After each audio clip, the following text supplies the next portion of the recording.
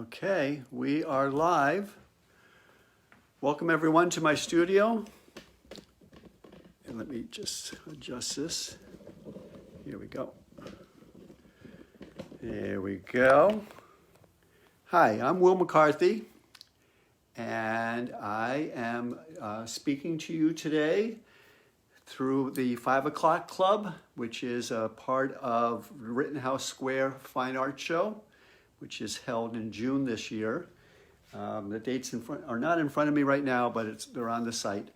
And I am going to, some people are coming on, very, very good. Thank you. Hello, hello. This is great. I am going to talk a little bit about my artwork today. I'm going to demonstrate for you a little bit as well.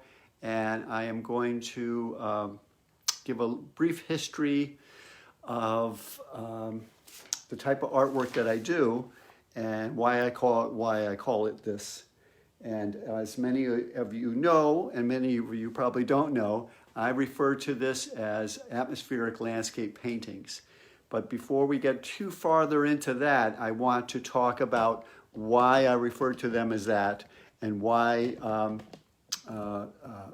So we have to go back. We have to go back to the 19th century. In the middle of the 19th century, actually a little bit before the middle of the 19th century, was the invention of photography.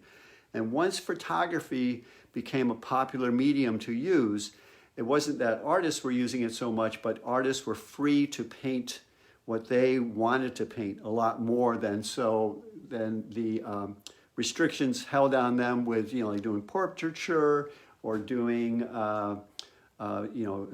historical scenes or whatever. It just changed the game where artists started expressing themselves a lot more. And one of the ways they expressed themselves was that's when the Impressionism started in the around 1860-ish period all the way into the turn of the century. And so the French Impressionists really opened up the whole spectrum in terms of color and looking at a landscape and looking at objects and changing them, because they were chasing color. And out of that movement in the later part of the 19th century, in the late 1880s into the 1890s, there was a American group. There were American Impressionists as well, but there was also this American group that kind of both overlapped and intermingled freely. And they were called Tonalists. And what they were trying to do was, Impressionists were trying to capture light, and Tonalists were trying to capture the sense of place or the tonality of a scene.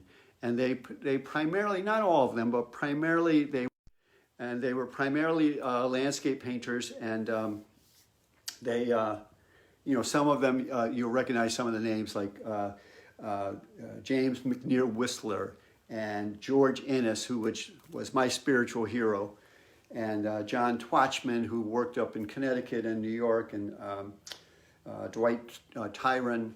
All these people, they all had this way of approaching the landscape that was very different than had been approached before. And like I said, they were looking for the color harmonies. They were looking for how to incorporate that into the paintings, so the paintings became much more personal expressions than they ever had before. And this is what I started thinking about and started working at when I first started painting in the late 90s. When I've been painting for a while, but I finally saw something. I finally saw something that was very, it just shook me in a sense, I guess. It really changed my whole trajectory in terms of what I was looking at. And I started looking at the landscape differently. It was in an event that happened one night after work. I was waiting for my car, and the car wasn't available, so I went outside to smoke a pipe, and there was this abandoned field, and in that abandoned field, there was this raking light coming across. It was in October in Connecticut, and the raking light was just all these colors, and it was beautiful. It was beautiful, and it really is what kind of launched me into the whole idea of doing landscapes. It started slow, it started very amorphic, and very clumsy in a lot of ways, and very dark actually too. And then it got brighter and brighter. By the time my daughter was born, it just, then it really started getting bright after that. And let me just do that quickly. There we go. Good. So I ended up going through this whole process of sort of studying the tonalist painters that I admired. And I went from there and I started to look at other contemporary artwork that I liked as well. I didn't want to copy what they were doing, but I wanted to understand what they were doing, and I wanted to incorporate it into my toolbox, as you would say. And one of the contemporary artists that I liked a lot, who just passed away a year ago, was a gentleman named Wolf Kahn. And he worked out of a studio in New York City, but he also worked out of Vermont. He did a lot of work up in Vermont and all along the East Coast, and he's represented in all the major museums and all that good stuff. So it was really interesting to see his use of color and his use of atmosphere in a sense. That is also what I started gravitating to for myself, and it wasn't enough just to see what the tonalists were doing. I wanted to put my own stamp on it, and I discovered that for myself that I was good at sort of creating atmosphere, whether it's in the clouds or it's in the actual landscape, or it's in the combination of the two of them together. It was like my strong point. So I just really explored that over and over and over again.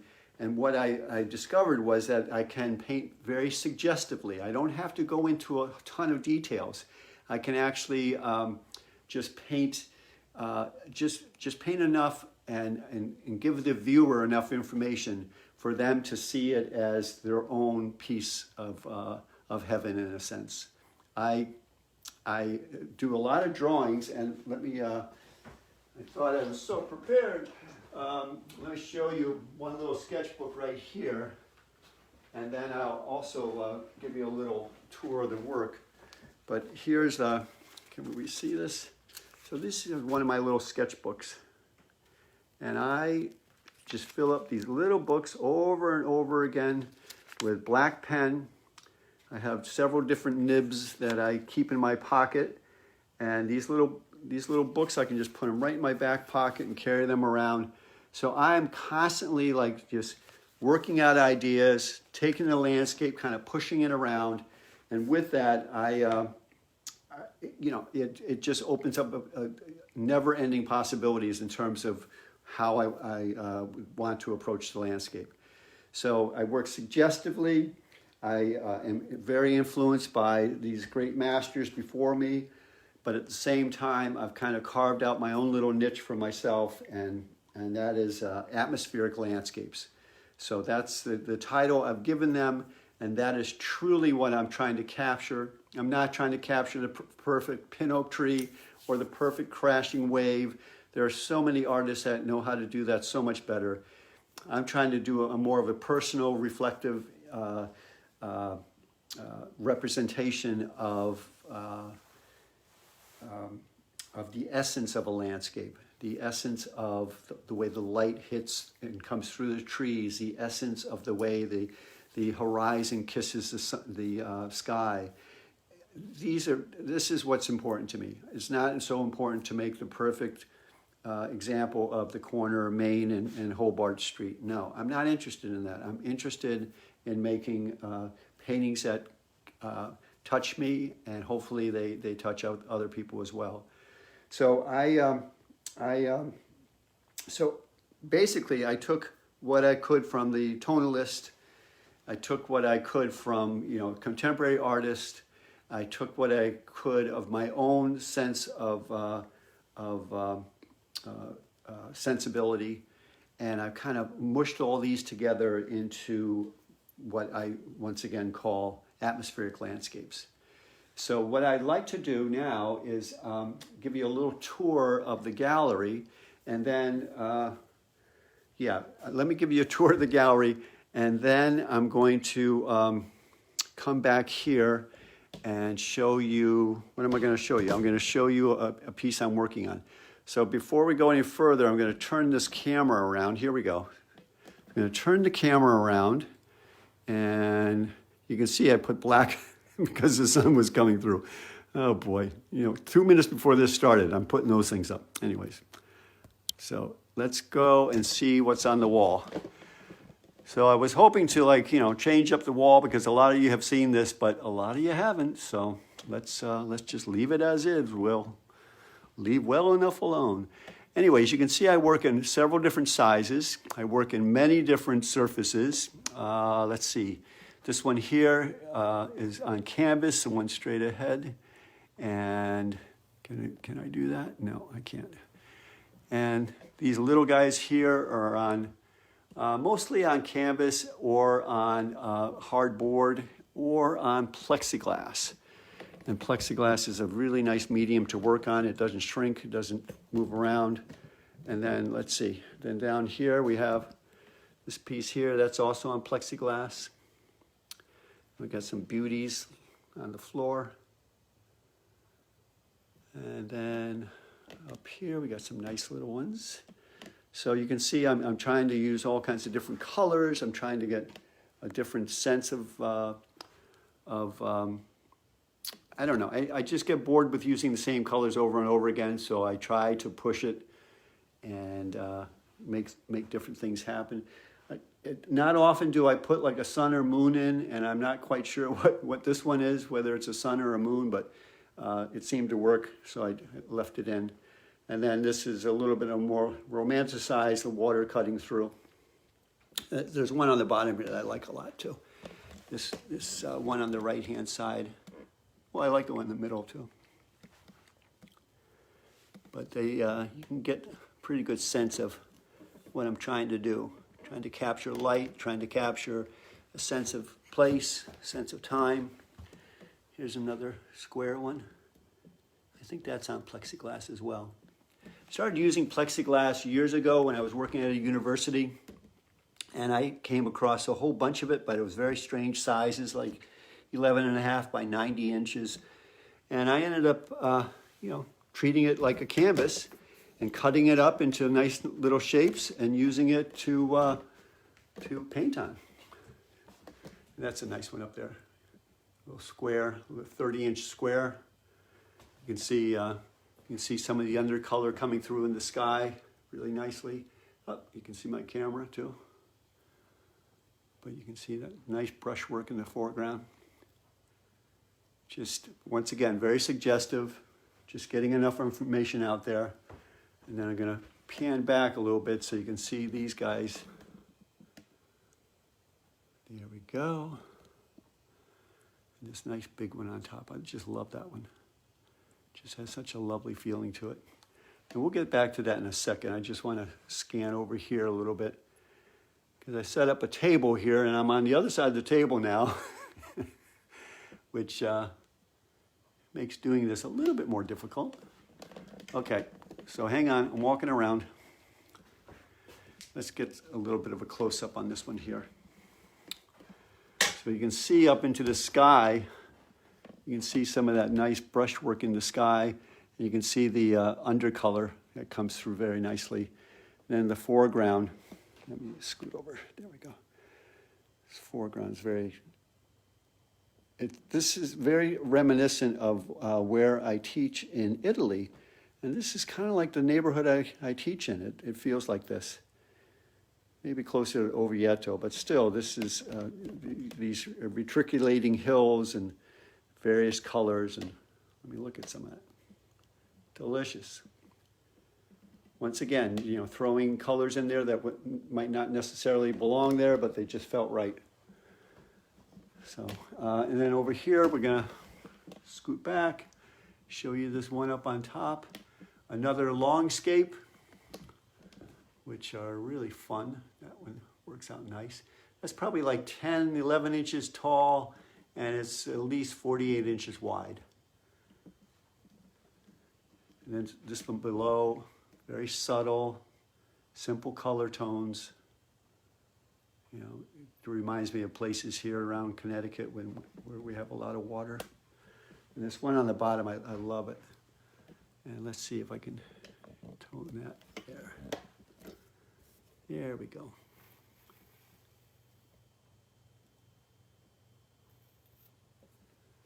And we got a couple more in the corner, some 36-inch squares on canvas. Last couple ones we've shown are on canvas. And cranking right up to this one here.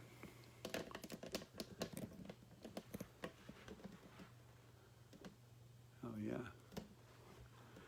And then these are a little on the dark side, but I'm going to show them anyways. That one there. This one down here. This one's called Convergence, and it's I usually don't work this opaquely, which is applying quite a bit of paint. I usually work much thinner, but you can see that this one has a nice effect by doing it that way, by being kind of aggressive in a sense. And then this one up here, let's just get in a little bit closer. It's just a gorgeous color in here. And look, you can see my house. No, I'm kidding, just kidding. And then this one too, some really nice brushwork, some nice coloration.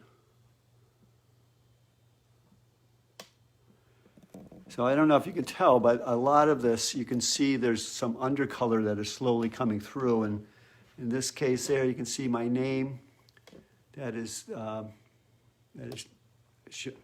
scratched away from the surface. And this one down here, you can see it as well. How the name is scratched away. It exposes that undercolor, but it also becomes a integral part of the piece.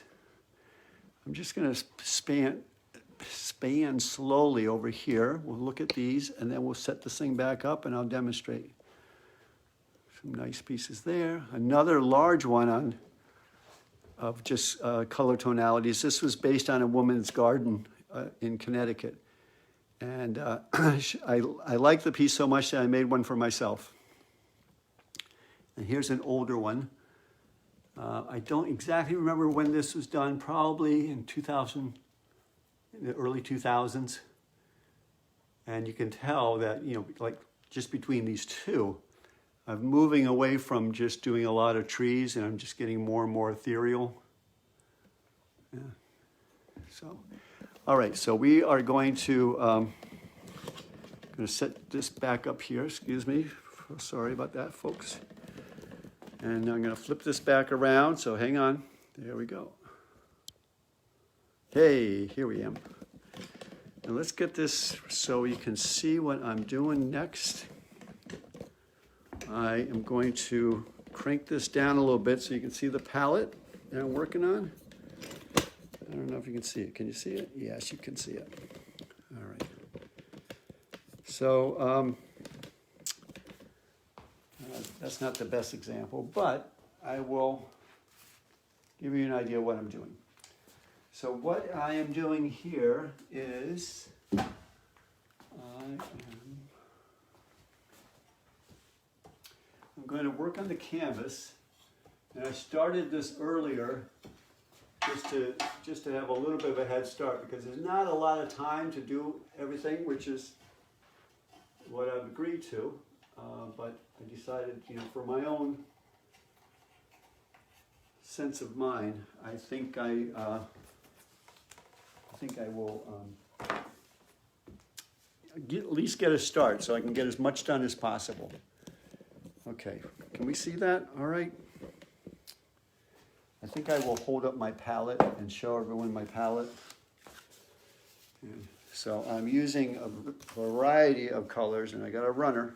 Oh, got it. Some of the paints are a little juicier than others, and I put new color on here and clean the palette, and so there we go.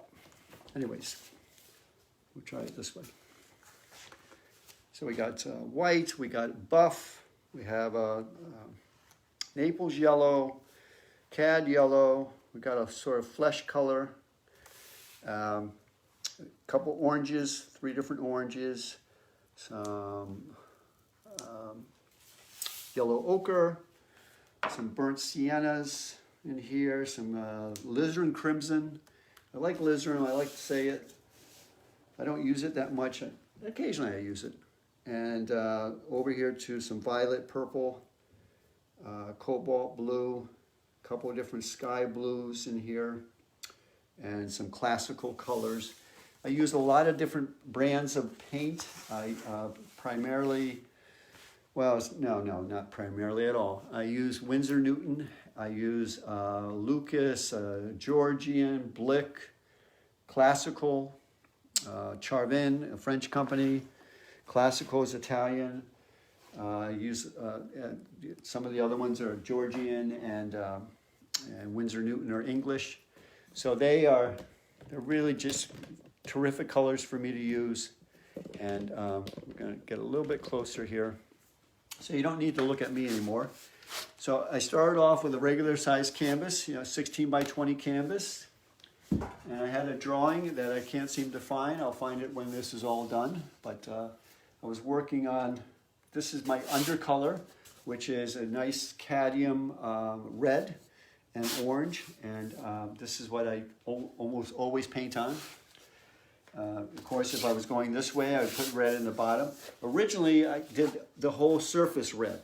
And then I had a little light bulb go off one day when I was teaching class. I was noticing that I also, when I teach class, I give the students paper to work on because it's such a nice medium to work on. You don't get so afraid of making mistakes when you're working on paper.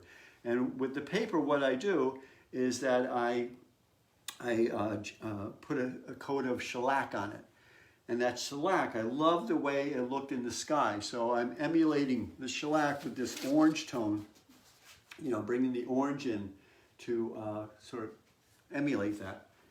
Just loved how the colors become turquoisey in some cases, and it just pops through a little bit here and there. And let me just put those aside.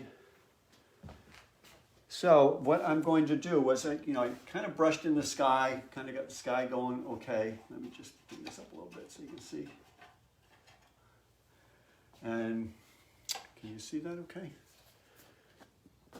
So what we've done so far is we've worked on the sky and we kind of laid out the trees. And then I have a lot of work to do in the foreground to tighten this up. But it's sort of like a shallow landscape. Got some nice hills in the background. Got some flying up trees. You can see a lot of that undercolor coming through in the sky. I hope you can see that. Yeah, great. And someone asked me, do I always let the underpainting dry? Actually, very good question, because the underpainting is in acrylic.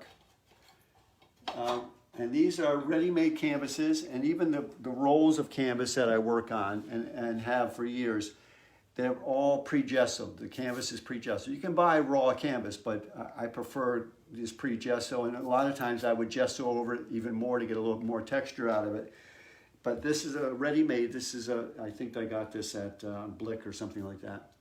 And this has an acrylic gesso on it. So, keeping that in mind, I added acrylic paints to it as the undercolor. And then what's going to go on top of that is the oil. So it dries very quickly. It dries in a half an hour or so. Even if I don't put a fan on it, it dries pretty quickly. One of the benefits of that is that it does dry quickly. Before I was using, I've been using the acrylic undercolor for quite a while now. And originally I was using oils, and sometimes they take 3-4 days to dry. And that brings me to a whole nother little discussion that I'm using a product called Liquin. This is not the way it comes. This is actually a yogurt jar, but for demonstration's sake, I didn't want to bring all that stuff up to this studio. Anyways, this is Liquin, and Liquin is a painting medium. So I'm not using linseed oil and Damar varnish and turpentine, the traditional way of using oils, because that kind of got all blown out of the water, I don't know, maybe 40 years ago, 35, 40 years ago. where all these new products have come out from the paint companies. And this product called Liquin has a lot of linseed oil in it, but it also has dryers. So the dryers help basically skim coat the paint, sometimes in a few hours, sometimes overnight, almost always overnight, depending on how thickly you paint. I don't paint that thickly, so in most cases they are dry overnight. Now I did this at 10:30 this morning, and it's still pretty tacky. I did not put any fans on it. I figured let me just see what happens. So I really can't do a whole bunch in the sky, because when it's that tacky, when I put a juicy more paint on it, like paint that has liquid in it, it's going to pull that paint off. So I want that to set up enough that I can actually work on it. Sometimes if I'm very gentle, I can work into it, but I'll just have to be careful. So how are we doing for time? Okay, we're doing great. If you have any more questions, just say them. I don't see this all the time. I don't get to. There we go. I'm sorry, I had to clear something off the screen, and obviously you can tell I really know what I'm doing with all this. So you can see that good. I'm sorry you can't see the palette so good, but I'll try to remember to hold it up every once in a while. One other thing I want to talk about is I use, majority of what I do is I use this chip brush. You can get these at any hardware store. And this, I do about 90%, 95% of the work with that. Because we don't have a lot to do down here, I'm not sure I'm going to break it out right now, but yeah, I will. Anyways, these are great brushes. They are inexpensive. And that one artist I was telling you about earlier, Wolf Kahn, he used these too. So I knew I was in good company when I started using them. They are meant to be like throwaway brushes. So you're supposed to do little touch-ups with them and then throw them away. But they are some sort of ox hair, and they're made in different places. Some are made in America. Most of them are made Indonesia, places like that.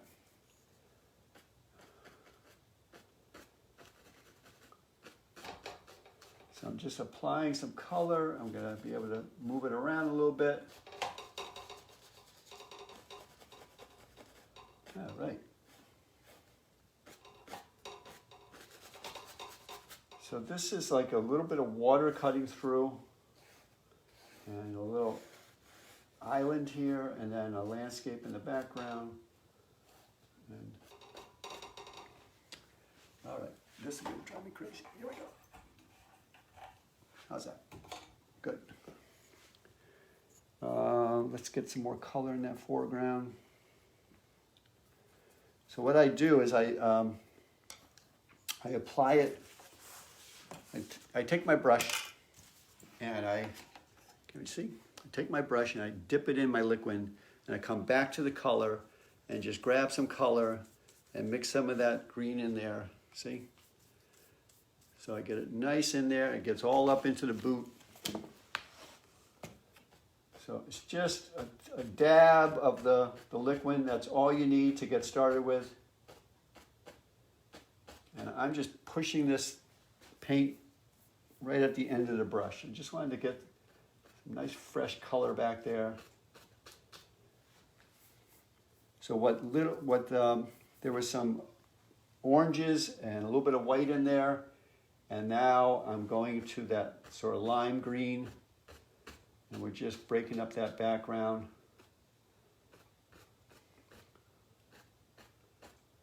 So what I'm trying to accomplish is having the eye just drift back in. So I have to think about changing some of that edge on this and toning it down just a little bit more. That's going to help the eye feel like it's going in. Right now, this almost feels like a ribbon that has been placed there, and it feels a little bit too strong. So we'll have to see what we can do about fixing that up. Okay, hold on 1 second. There we go. There we go. Good. You don't need to see me. I'd rather you see the painting. Okay. How's that? Fabulous, fabulous.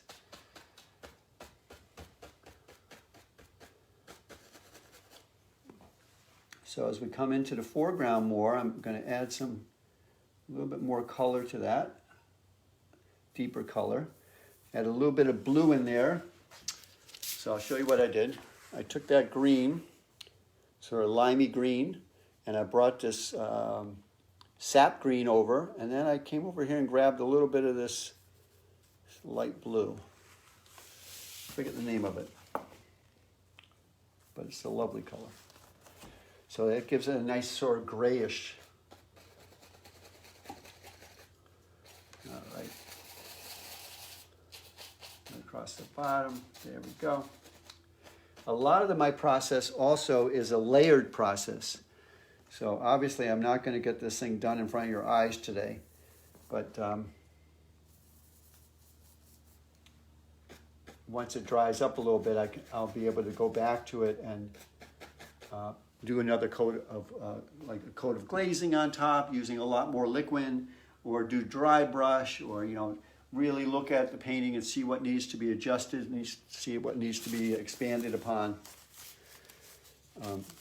I'd like to tell my students that when you are painting, you have a conversation with the painting. There's a level of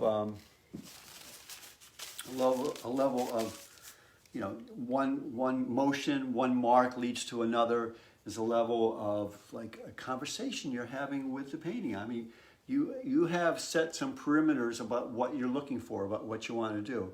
One of the best things that I've done for myself or found out about the way I paint is that I found out that I don't have to ask 20 questions of a painting. I need to ask one or two questions. And those are basically pretty simple. And sometimes they're the same question. You know, I want to have a sense of the time of day. I want to have a sense of moving clouds. I want to have a sense of the way the wind sounds when it's coming through the trees. That's it. I mean, it might not ever happen, but that's what I'm trying to go for. Those simple qualifications, those simple little points that I try to capture. And, you know, what do they say? You know, you make plans and God laughs. Well, it's kind of the same thing with painting. You have it in your head, it's going to be this way, it's going to be that way, and it rarely ever happens. So what I'm doing now is I'm moving some of that paint around with a chippy. And chippies are these pieces of mat board. And if any of you have ever cut a mat out there, you know what I'm talking about. You end up with a strip, inevitably, that's 1.25 inches wide, and it's 40 inches long, and you end up just throwing it away. Well, I cut them up into stamp size shapes. And you can see in my little container here, I have a whole bunch of them in there. And it's just a nice way to move the paint around without using a brush. So it's a nice way to move the paint, it's a nice way to clean the palette, it's a nice way to do things that making a mark that you wouldn't necessarily make by yourself. And when they get to whatever, you can just toss them. All right, so I started off with this brush earlier, and I want to use what's on it. So there's a really nice greenish blue on here. And sorry, I can't tell you what color that is either, but it's a Charvin color. Oh, it's a light Viridian, that's what it is. So by putting down this color earlier, it gave me a base to kind of start building a tree around it.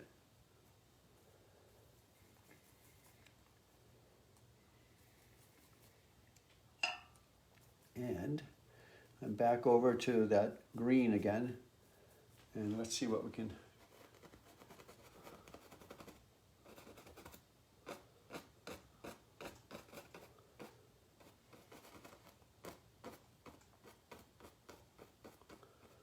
So because that background is still wet, I mean, this is just, it just is grabbing on. It's great. It's not sloppy wet. It's like starting to set up, so it's grabbing it, grabbing the paint. I just don't want to, like, you know, I don't want to touch it too much. I don't want to push it too far. Like I said, if it's not totally set up, it can pull away. Oh, nice. So let's get a little bit of that alizarin crimson. Remember we talked about that earlier? Let's get that right in here.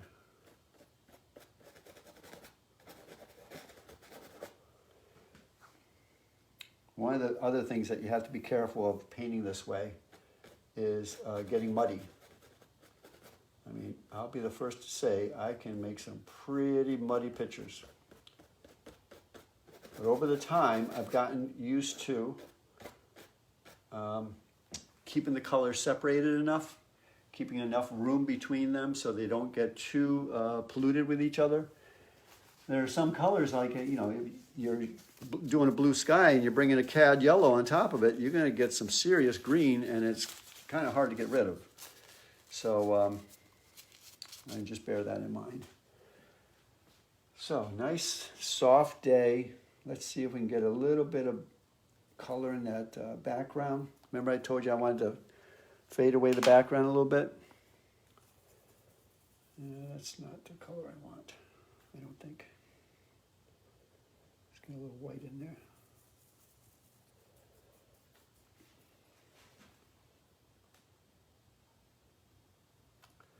Nicely across the edge. Just want to diffuse that. I want to bring it up to the sky a little bit. Maybe bring in some lights in through the tree. Now this is almost like dry brush because that undercolor is pretty nice, pretty nicely set up.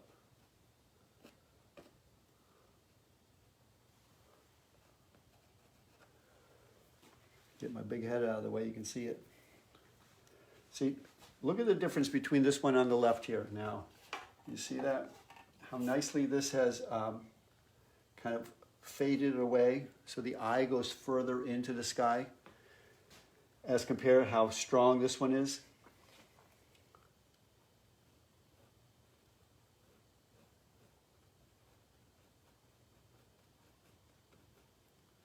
Just kind of filter that down. The other brushes I like to use are mostly filberts, which are nicely tapered all the way around. You know, take a flat and just taper the hell out of it. And the other thing I like to use are sometimes these small flats. Of course, the ever famous chip brush. And then I do like this round, this number, I think it's a number 4 round. And it's good for like little detail work. Because not all the time do I want to use a chippy. I want to use something to get in there and bring some color up. Okay, so I'm bringing some of that same blue that was over here before, that blue-green. I'm bringing that into the foreground a little bit. So we're getting a nice variation through here. Kind of fun to play with. A little bit more of that alizarin crimson. Let's see. There we go. Alizarin crimson with a little bit of burnt sienna. And I'm going to put that down the bottom. Run that through there, run that over here. Maybe a little bit in here too. How are we doing for time? We're getting close. Okay. So I have like 5 or 6 more minutes, I think. Let's bring this down a little bit further.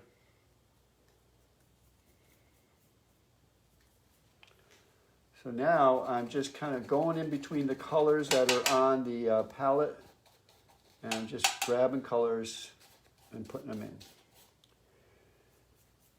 I'm talking about colors that I've been mixing already, so I'm just kind of mixing them between each other and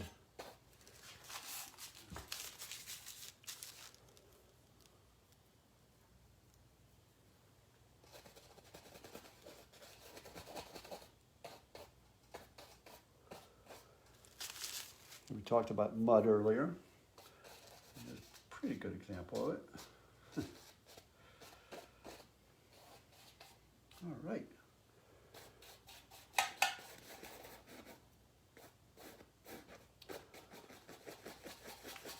So I haven't been looking at the camera much, so I'm not sure where everyone is. Well, I know where Dale's from. She's from Savannah.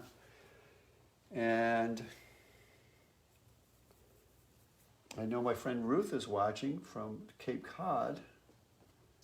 And she also is an artist and shows at Rittenhouse as well. And then I have some new people that I saw signed up earlier too. Tina, and she's from Columbus, Ohio. So this is exciting to like be able to be in my studio and be painting and having people from all over the place show up. It's like, it's really fun. Okay, so let's see what we got here. No, too much. Okay, I don't like that. That was too much. So let's get to a chippy and let's take that right out.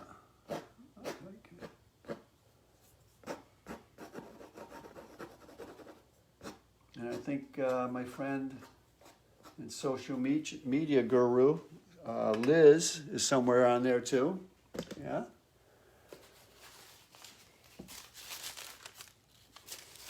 All right. It's because we're short on time. I'm gonna go like the wind and just tighten up some areas. Once again, just by diffusing the edges on this tree a little bit, it just feels like it's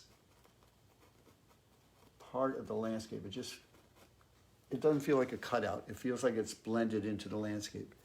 You don't have to go wild with it, but it does help. And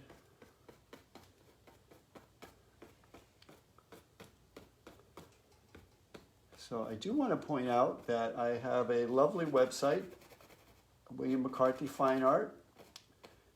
If all goes well, I will be showing at Rittenhouse Square in June 4th and 5th, I believe it is. 4th, 5th, and 6th. Don't hold me to that, but I think it's pretty close. And I hope that we are all healthy enough at that point to be able to start seeing each other in person. And it's been a long year without doing shows, I tell you. It's really been... The work is building up, too. I got a lot of work to show you.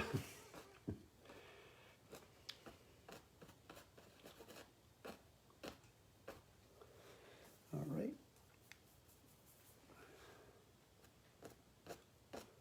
I don't know if you noticed or not, but I haven't cleaned my brush other than wiping it out.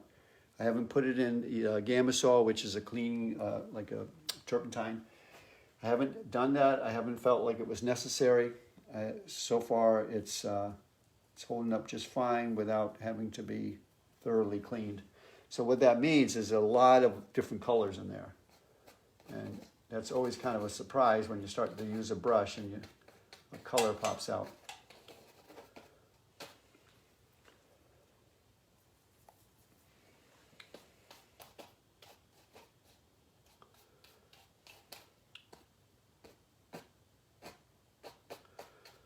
All right, how are we doing? Oh, getting close.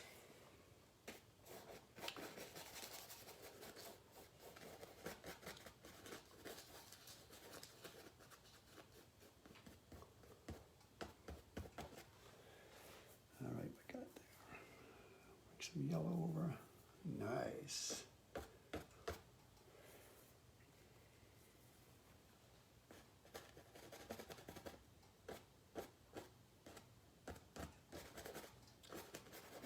So I wanted this tree to be different. I didn't want both the trees to have the same coloration. So I added some nice burnt sienna and some cad orange in there and kind of lightened it up a little bit. I don't want to really work on that right now because I would have to change brushes and I don't want to do that.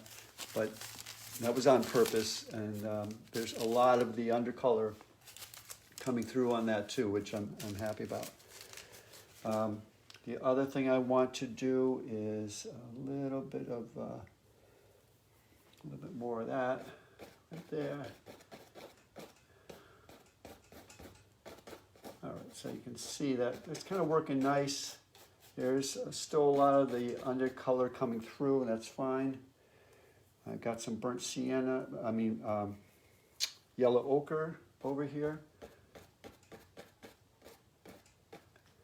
So the thing I want to show, I'll show you this in a second, but one of the things I wanted to show you is how there's so many colors in every square inch.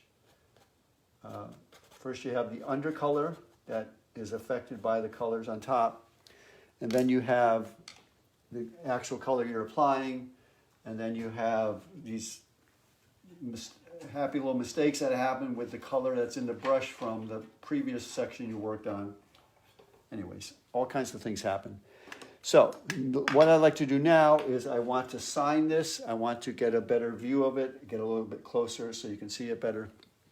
I'm using one of these, they're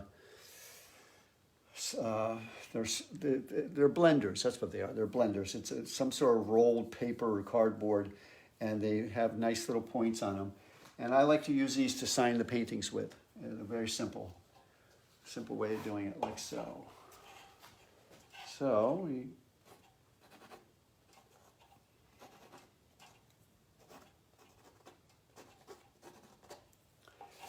the reason I sign it now is because when it's wet, you can sign it. As soon as it dries, it becomes a real problem. Anyways, the signature is there. It becomes part of the work. So what is happening so far with this is we have this nice, let me get you a little closer here. How's that? Is that good? Let me go down just a little bit. There we go. So we have this nice darker quality in the front. We have a little bit of light hitting onto that little island. Obviously, I want to put some more paint in through here and maybe make some more sense of this. This water that cuts through and comes back this way, that's going to need a little bit of play. I'm not totally unhappy with the background, but it could use a little bit more finesse and a little bit more blending, I think. The clouds are kind of fun, a very wispy cloud blowing day. I might build up the color from here up and just make it more of a, make it feel like the eye's going a little bit further in. So get that type of feeling. That can easily be done with doing some glazing in the top of the sky to give it that dimensional depth. And what else? That's it. That is about all I can do today, because I don't want to overstay my welcome. But you can find me on William McCarthy Fine Art. You can find me this summer at the show at Rittenhouse Square. I don't know where I'm going to be, but I will be there. And I want to thank you very, very much for coming and seeing me work today. Thank you very much. Bye-bye.